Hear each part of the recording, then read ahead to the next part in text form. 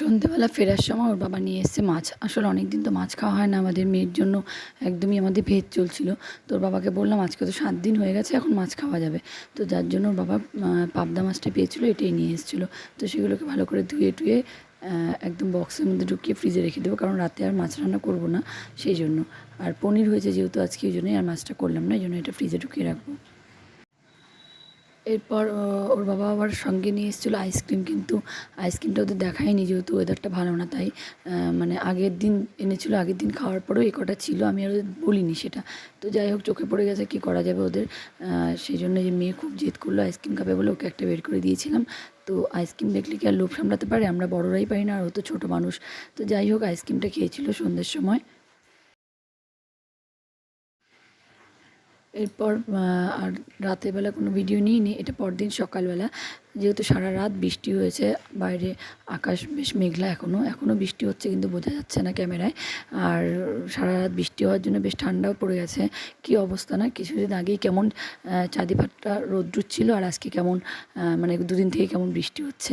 এই গরম, এই ঠান্ডা, মানে আমাদের এখানকার ওয়েদার সত্যি মানে কি বলবো। আর এত রোদের পরে এরকম ঠান্ডা হলে পরে বাচ্চারা তো অসুস্থ হবেই, আর সঙ্গে বড়রাও। গরমের জন্য এতদিন গরমে না যায়, এখন ঠান্ডার জন্য আবার শীতের কাপড় বের করতে হচ্ছে। তো যাই হোক, তারপরে এই যে সকালবেলা রান্না করতে হবে, মাছগুলো বের করে নিলাম। যে কটা মাছ আমার লাগবে সে কটা বের করে নিলাম, আর যতটুকু ছিল সেগুলো ফ্রিজে ঢুকিয়ে রেখেছি। এদিকে মাছটা ভাজাও বসিয়ে দিয়েছি, কারণ ওর বাবার নাহলে দেরি হয়ে যাবে। রান্নাটা তাড়াতাড়ি সারতে পারলে তাড়াতাড়ি সব কিছু ঠান্ডা করবো, তারপরে তো সব দিতে হবে বক্সের ভিতর ঢুকিয়ে দিয়ে। এদিকে মাছ টাছ ভেজে নিয়ে এটা একদম পাতলা ঝোলই করবো, যেহেতু পাবদা মাছ মানে পাতলা ঝোলটা কালো জিরা আর পেঁয়াজ কুচি আর আলু দিয়ে পাতলা ঝোল করে নেব। তো এটা খেতে বাচ্চারাও খুব ভালোবাসে, আর বাবাও খুব ভালোবাসে, তাই এটাই করে নিয়েছিলাম আজকের জন্য। আমি না বুঝি না মাঝে মাঝে কী হয়, ক্যামেরাটা অন করলে পরেই কেমন ঝোলের কালারটা কেমন ফ্যাকাশ হয়ে গেছে, কিন্তু এমনিতে কিন্তু এরকম কালারটা ছিল না। কালারটা খুবই সুন্দর হচ্ছিলো, কারণ টমেটো যেহেতু দেওয়া হয়েছিল, সেই জন্য কালারটা, ঝোলের কালারটা খুব সুন্দর ছিল। আর কখনো কখনো এরকম হয় যে মানে ঝোলের কালারটা ভালো হয়নি, কিন্তু ক্যামেরাটা ভালো আসছে। তো কী আর করা যাবে, যেহেতু ইলেকট্রিকের ব্যাপার, ইলেকট্রনিক্সের জিনিস, কিছু করার নেই। তো যাই হোক, এই যে ঝোলের কালারটা শেষমেশ এত সুন্দর হয়েছিল, এরকম আর খেতেও খুব ভালো হয় এরকম পাতলা ঝোল। আমি পাবদা মাছ আনলে তাই করি, প্রথম দিন এরকম পাতলা ঝোল করি, আর দ্বিতীয় দিন মানে যে যতটুকু থাকে সেটা পরের দিন আবার সর্ষে বাটা দিয়ে করে নিই।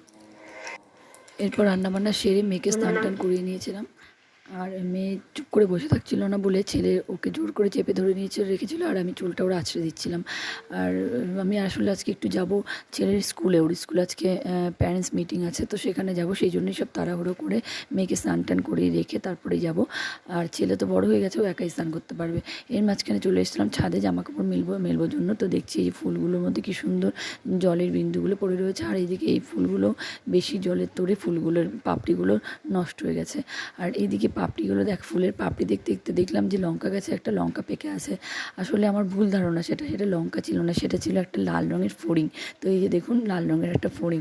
আমি ভাবলাম বাহ, কী সুন্দর একটা লাল লঙ্কা পেকে আছে, আমরা তো দিন খেয়ালই করিনি। ছিঁড়তে যাবো, তখন দেখছি না, এটা উড়ে যাচ্ছে, তখন বুঝলাম না এটা ফড়িং।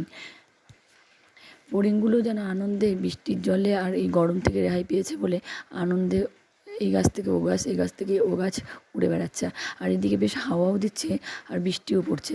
ফড়িংটা উড়ে গিয়ে আবার এই গাছের ডালে এসে বসলো, কিছুতেই কিন্তু উঠছে না। ক্যামেরাটা আমি এত কাছে নিয়েছি, তবুও উঠছে না। ওরাও হয়তো আরাম পাচ্ছে এই হাওয়াতে আর বৃষ্টির জলের ফোঁটাতে।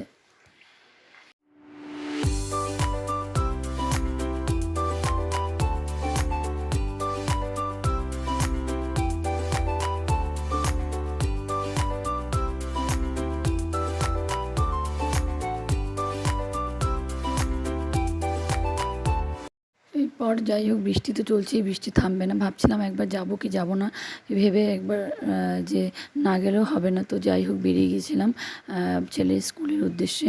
তো এত বৃষ্টি হচ্ছিল যে আমার বাড়ির সামনে কোনো টোটো পাচ্ছিলাম না, অনেকটা হেঁটে গিয়ে তারপর টোটো ধরতে হয়েছিল। সেই জন্য আমার প্রায় 10 মিনিট মতন লেটও হয়ে গিয়েছিলো স্কুলে ঢুকতে।